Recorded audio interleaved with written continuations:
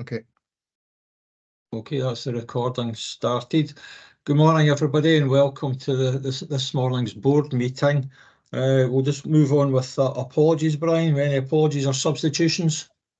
No substitutions, but we've got apologies from Councillor Benny and Errol from Clackmannanshire Council, Councillor McGarvey from Stirling Council, and Provost Balsillie and Councillor Robertson from Falkirk Council. Okay, thanks for that, Brian. That takes us on to declarations of interest. Does any member have any declarations to make at this point? No, I don't see any indications. It's fine.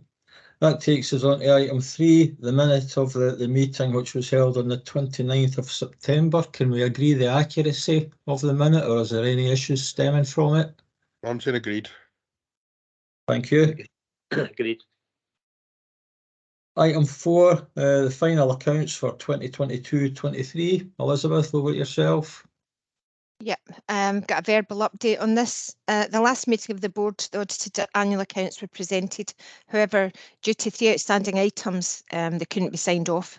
Since then, one of the items has concluded, as auditors have now received assurance from the pension fund at Falkirk that the figures presented are complete and accurate. There are still 2 items remaining outstanding.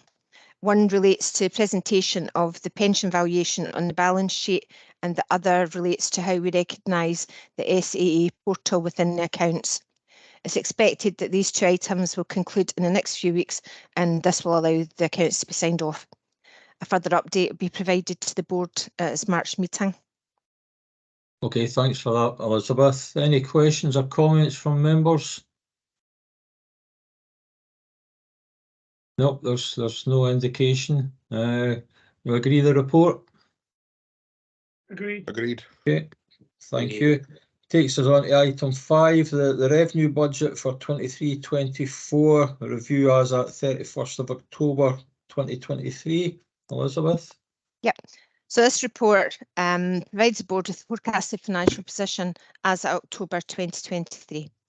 We're midway through the year, and the report shows a forecast underspend of 84,000 for the year, which is a favourable movement of 15,000 since we last reported in August. The detailed underspends are presented within Table A, which show the majority of the underspends relate to employee costs, mainly due to challenges in recruiting to vacancies. Within the supplies and services, there are variances net of income of 29,000, and of note is the additional final charge for dilapidations for Hillside House of 17,000, which is over and above the provision made at the year end of 243,000. So that puts that finally to bed. Section 3 provides details of the variance movement since last reported, and I'm happy to take any questions. Thanks, Elizabeth. Could you maybe just give us some information in relation to the pay claim and the impact that's likely to have? Because I think we were budgeting for 2%. Yeah, we were. The problem is that the latest offer was 5.5%, which was rejected. It's still ongoing, so we're still not reflecting the impact of that. I think we reckoned it would have an impact of about £80,000 and could be funded from in-year underspends. Okay, thanks for that clarification, Elizabeth. Any questions or comments from members on this paper? Yeah, Donald? Just very quickly on dilapidation costs. I know these are generally baked into a lease agreement, but over £250,000 and then the 17,000 for additional charges. Can you just give us a wee bit more of an indication what those charges are for, what they're sort of covering? Sorry, Pete, it's just that I suppose it's the way I've put it. The total charge was 260,000 and we had provided for 243. So it's not an additional charge. It's just a shortfall in what we had provided for. But I'll pass over to Pete to explain what they relate to. Yeah, I mean, it's under the lease of Hillside House, we had obligations to keep the property repaired and maintained. And when you leave, you have to put it in leave it in a condition that then the landlord surveyor, our surveyor, then go through all the items that are we're liable for and agree a cost, which is where the 260. The earlier figure was a provisional agreement. That's now been finalised at 260. The landlord had originally indicated £603,000 to lapse, so we're looking at 260, which is a considerable reduction on that figure, and is in line with the figures that have been estimated when we surrendered the lease of Hillside House. So it's in line with what we anticipated it would be. It covers things like recarpeting, redecorating. Is that sort of like fixtures and fittings, or just deterioration related? It does seem quite large sum in what seemed to me to be quite a modern building, office building. The building is actually 30 years old, and it was showing its age. So you're reflecting 30 years worth of use in the building in those figures. Brian, you want to come in? Thanks. I won't push anyone on that, Pete. Thank you. Yeah, just a very small amount. Various small variances. What are you covering under that? On page 12. Basically, small figure. Generally, what we would pick up is anything under £1,000. I can get more detail on that because I won't have it to hand. We just kind of lump them together rather than listing every single thing. But I can certainly provide that. That'd be great if you could just forward that on, Elizabeth. And just copy it to Brian and he'll send it out to everybody. Yeah. Brian, did you know that Gerry McGarvey's joined us? I did, thanks. Yeah, and Councillor Patrick joined us as well. So right, I thought you had him listed as an apology this morning initially. I did. I've taken him off, so it won't appear twice. Right. Okay, that's fine. Can we agree that report then, everybody? Okay. Agreed. Thanks, Phil. That takes us on to item 6, hybrid working policy and procedure report. It was Mark that's taken this, I think. Yes, thank you. Good morning, everyone. This report is seeking approval of the hybrid working policy and procedure. The COVID pandemic has resulted in a change in work practices nationwide. Out of necessity, the board adapted its pre-pandemic, mainly office-based practice with use of technology to ensure our statutory duties were met. This policy and procedures were formulated and adopted during the pandemic as restrictions were relaxed from exclusively working from home to a mixture of working from both home and the office. Hybrid working is about ensuring the joint board supports a flexible and skilled workforce by introducing more flexibility around how and where employees carry out their work, enabling them to maximise their productivity and performance. Flexible work styles enable employees to work from home as agreed with line managers. The policy and procedures are helpful in ensuring that all employees and managers are aware of their role and responsibilities regarding hybrid working. Where the employee has a legal obligation or as a requirement of the job role outlined by the board. This policy and associated procedures have been operating informally since 2021 with the full cooperation of staff. A hybrid working questionnaire was issued to all staff in June 2022, and the findings can be summarised as follows. Over 80% of staff surveyed felt 2 days a week in the office or 8 days over 4 weeks worked well, with very positive comments overall. Over 90% felt that there was enough interaction with their manager and team members, and over 80% of staff preference was to continue with the current hybrid working arrangements. As part of the process, the board's staff consultation forum was consulted, and the policy and procedures were also reviewed by the board's HR advisors, Clerk, Manager, Council. There has been no change to any staff contracts. Copies of the actual hybrid working policy and procedure are attached as Appendix 1 and 2 of this report respectively. I ask that the board approve the hybrid working policy and procedure, and I'm happy to take any questions you may have. Okay, thanks very much, Mark. David, you've got your hand up there. Yeah, thanks, Alan. Yeah, it mentions 2 days a week. and 80% of staff are happy with that. What, I know you also mentioned flexibility. What, or can you give a kind of rough idea of how many staff are working or in the office more than 2 days a week? And is there any staff that prefer to be in full time? I think it's fair to say that there's no staff that currently come in full time. I think almost exclusively people work 2 days a week, but sometimes the management are certainly in more than 2 days a week. And it's really up to the staff member in association with the line manager to agree. It's very flexible insofar as you can work 3 days a week if you choose. We ask that the minimum, just for the purposes of having cover in the office, is 2 days a week, and we've found that works exceptionally well. If I could also come in on that, certainly we do find employees are flexible, so that if we have tribunal hearings or anything, people will come into the office for those. The management team meets once a week, once a month, and that's all in-person meetings. And it does vary according to the workflow. So when we were actually physically moving out of Hillside House, there were far more people in, and I would anticipate the same in run-up to the elections. There does seem to be a general willingness from employees to work flexibly with the board.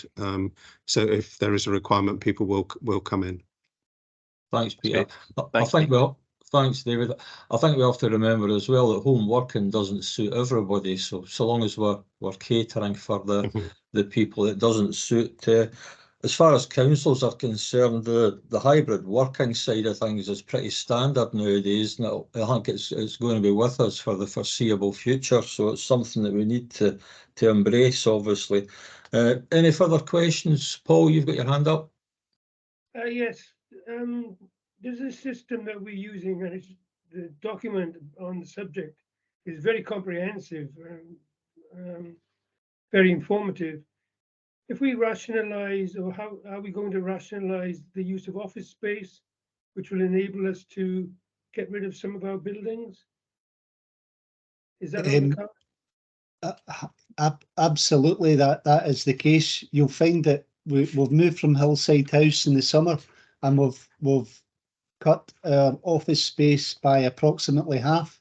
We had just over 1,000 square metres at Hillside House, and we've at Glendevon House, which we've just moved into, is approximately half that. So yes, absolutely correct. We've rationalised our office space as a result of the hybrid working policy. Excellent. A sort of difficult question, I suspect, for you to answer, but is senior management happy with the way things are going? Yeah, I mean, yeah, certainly I am, and the rest of the management team are. I think one thing I would make a point is that the board, as I've reported before, struggles to recruit qualified staff, particularly chartered surveyors. We have got 10 qualified chartered surveyors in the organisation, which we would like 15, but we've got 10. 8 of those 10 live outside the valuation area. So I think I've certainly heard anecdotally from other offices where people have moved to people have moved to work somewhere where they can work flexibly. So I think it is important we offer that, and I've not seen anything that causes me concerns in terms of performance. And quite frankly, you could have somebody sitting in the office very quietly doing nothing. So performance management, whether somebody's at home or at work, is the same issue. It's just about monitoring output and monitoring quality of work. Yeah. Very good. Thank you very much. Thanks, Paul. Chris, you're next, and then Gerry. Yeah, thank you. I must be honest and say I agree with what we're trying to do, but I get nervous about where we are in the learning how hybrid working is working and the impact it has on organisations. I note that the policy is up for a 3-yearly review, and I wonder if it would be worth bringing that forward for the first couple of years and perhaps reviewing it after a year and then after a second year, just to ensure that it's working and it's working well for all parties. I worry that we're still learning how hybrid is going to work from an industry point of view and across the board. So perhaps a 3-year review is just a little bit too long at this early stage. So I wonder how everyone would feel about maybe reviewing it next year. I tend to agree with you there, Chris. I think obviously with this being something new, it might be worthwhile revisiting this after 12 months. Peter, would that be possible? It's certainly possible. You do get to a stage where working practice, this, we've already been working like this for 3 years. It almost becomes, to a certain extent, accepted terms and conditions. But I would certainly favour reviewing it in a year's time. Let's see how it works, whether it has worked indeed. But we've been running with it for the last 3 years, and it has worked so far. But I'm more than happy to review the policy in a year's time. Chair, Thanks for that, Peter. You okay with that, Chris?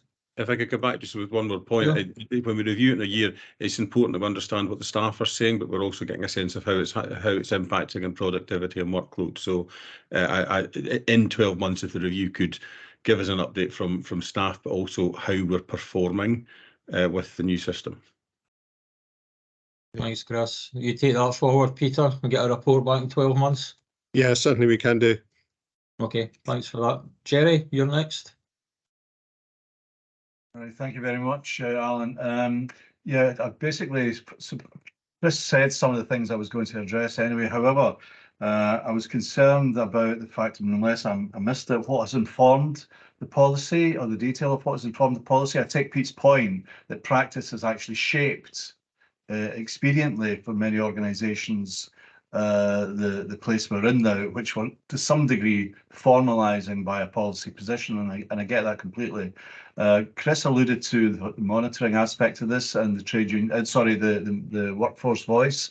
I would go one step further than that and ensure that we have the support of the trade unions that the force may be represented by, to avoid any further issues in the future. And I would want to also make special mention of something that's actually prevalent through many agencies when we introduced the idea of hybrid working and working from home aspect of that, which is ensuring that the suitable equipment provision is made, that they do have the support mechanisms in place, and the nature of the backroom work that goes along with the hybrid working provision.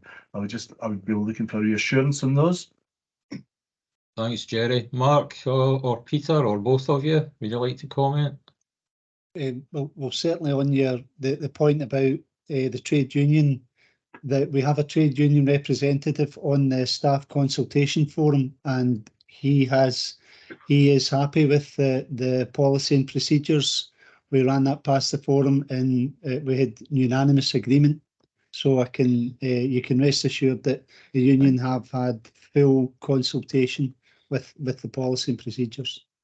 And picking up on your point around home office equipment, we do an annual check, a DSE check, just to make sure that everybody is okay with the equipment they've got. So there's a self questionnaire that people fill in, which is based on the Health and Safety Executive's recommendations, so that people can check, and if necessary we supply equipment at home for people if they need any equipment, so to make sure that they are safe in their working environments at home. I take a reassurance in that, and I think it's important it's minuted, the responses there that are minuted to that effect, to highlight the fact that we have done all that we not only need to do but would want to do. So thanks for that. Thanks, Gerry. I don't see it. Oh, sorry, Chris, you got your hand up again? Yeah, it's just apologies if I've missed this bit, but in terms of when we put the policy in, talk to me about what happens if you employ someone next month based on this current policy, if you then review it in either 1 year or 3 years' time. But how much are we looking at? How much does this reflect in terms and conditions going forward? How much flexibility do we have to actually review this based on what we do with new staff that come on board from now? I think that probably the point, anybody employed would be employed on the basis when jobs are advertised, they're advertised as hybrid. So people would come in with an expectation there that you would be following this policy. I think the review is sensible in terms of make sure it is working and thing. I think if the board were minded to, in effect, rescind hybrid working and request everybody come back into the office in full time, that would require a great deal of negotiation with employee representation unions, because in effect you are beginning to challenge or change established working practice that has existed over the last 3 years. It's not saying it can't be done, but it would be quite a fundamental. No, I'm not so much questioning. I don't think we'll ever take away hybrid working. I think hybrid working is here to stay. I think what we're all across many organisations trying to figure out is what is the balance? What's the correct hybrid balance that balances what the staff want, the work-life balance with the work that needs to be done.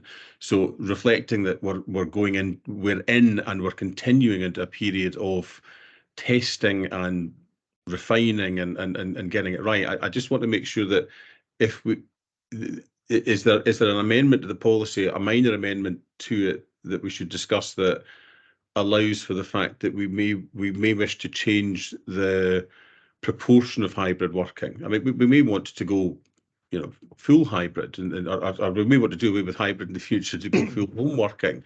I don't think we'll ever go back to 5 days, but I just want to make sure that we're not causing a road for our own back in the future if we do get evidence to say that the current mix that we're proposing in this policy actually is needing a tweak in the future.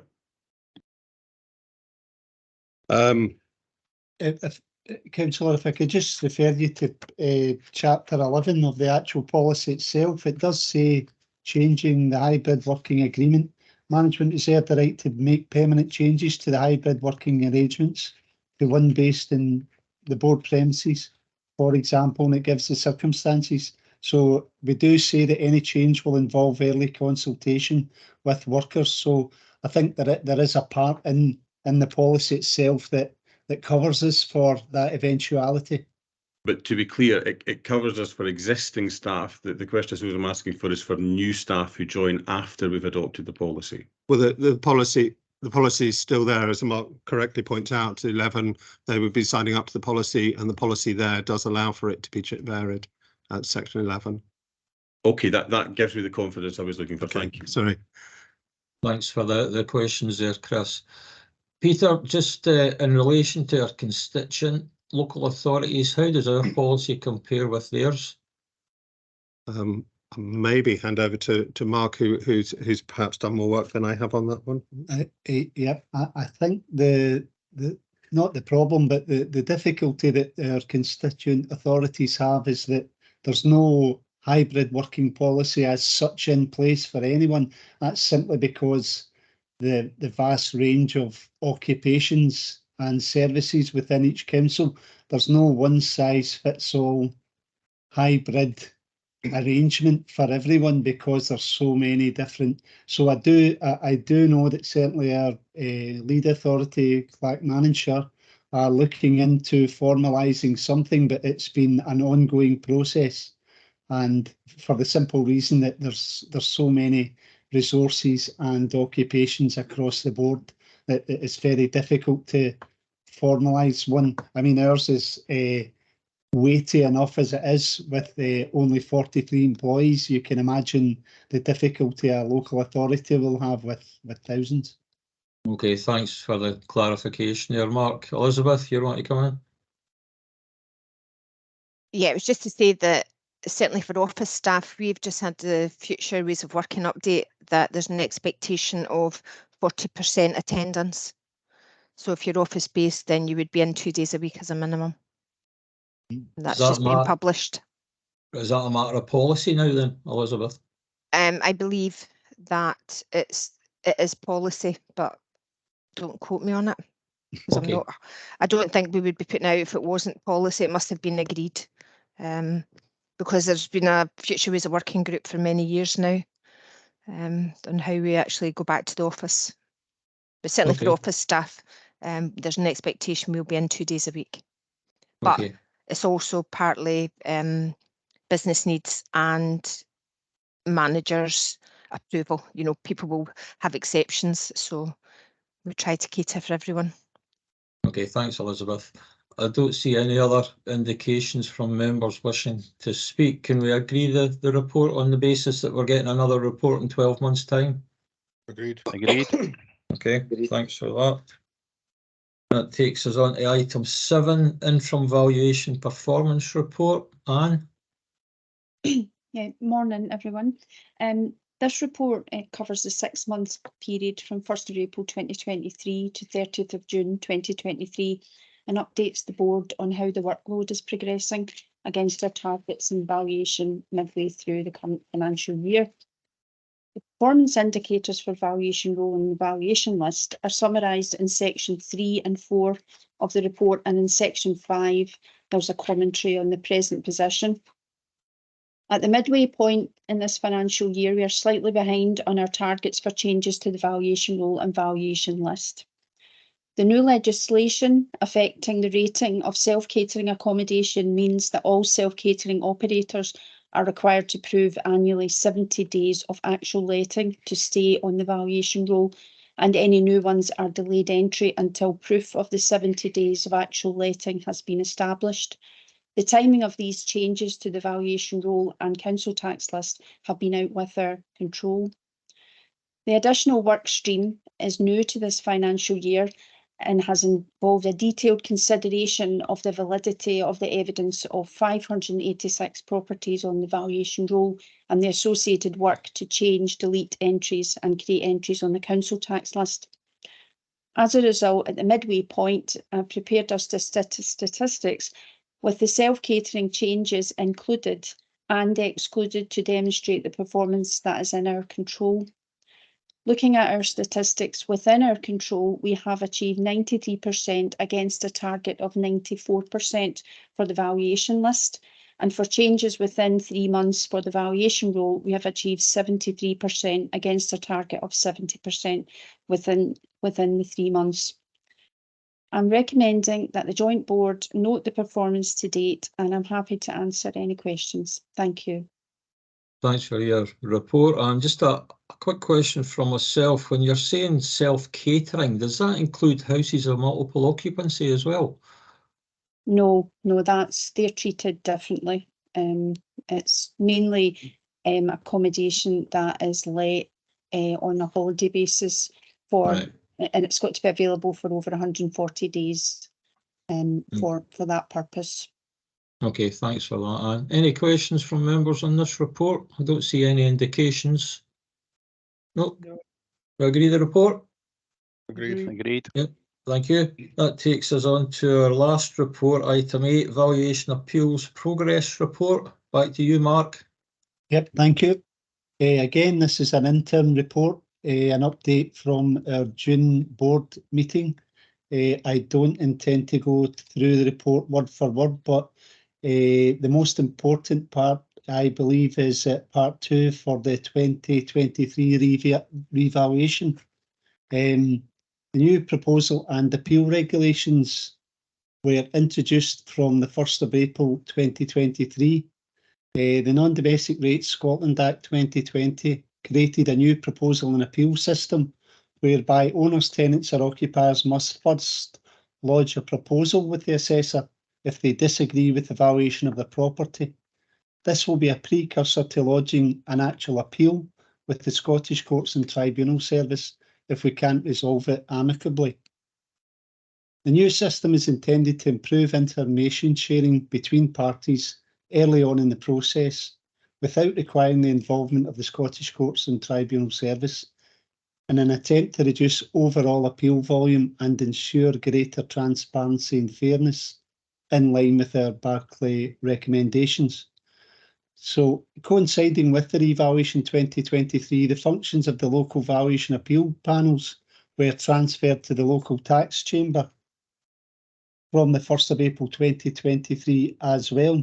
So all outstanding work in relation to the old panels has now been transferred to the local taxation chamber.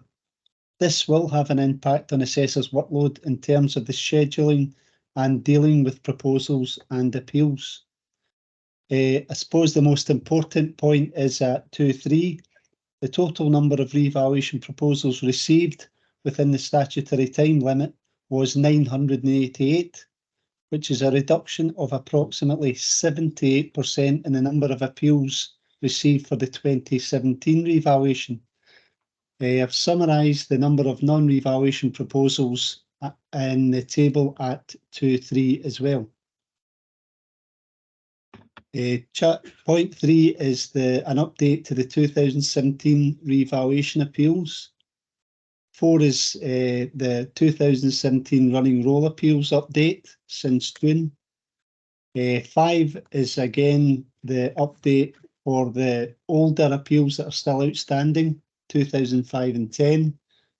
And 6 is an update from June of our council tax proposals and appeal stats. And you can see in the table at 6.4 the update since June. I think the point to make as well at 6.5 is the local taxation chamber has actually begun scheduling appeals for hearing dates in our area, and we've already had online hearings with the local taxation chamber starting on the 5th of October this year.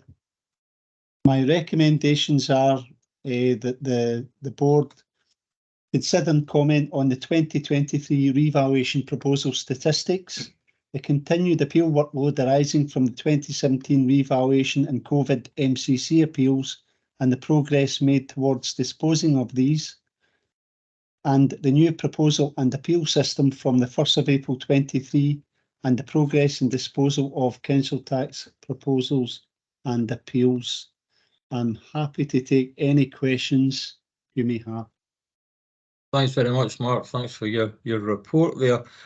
Going back to the 2005 and the 2010 appeals, can you maybe just highlight the sort of figures we're talking about here? How many cases are still outstanding?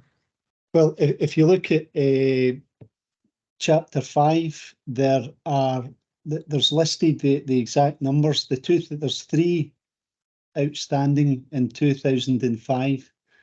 And again, these appeals are still outstanding because they're pretty much out with our control at the moment. They're not something that we deal directly with. The Scottish Assessors Association will have a representative that deals with the agents nationally. And these have been ongoing, as you can see, for a number of years. We do hope that we can get them sorted in the very near future, although I did say that in the last report in June. Again, for 2010, there's 8 appeals outstanding against 4 different subjects. Telecommunication sites again, there's an electricity generating unit, which is a hydro subject, and the glassworks is still outstanding from 2010. And again, we've had no progress on that since I last reported. Okay, thanks for that update, Mark. That's appreciated. Any questions or comments from members on this report? No indications. Agree the report? Agreed. Agreed. Okay. That takes care of this morning's business, everybody. Thanks very much for your attendance this morning. Brian, could I maybe ask you just to hold back just for a couple of minutes at the end of the meeting?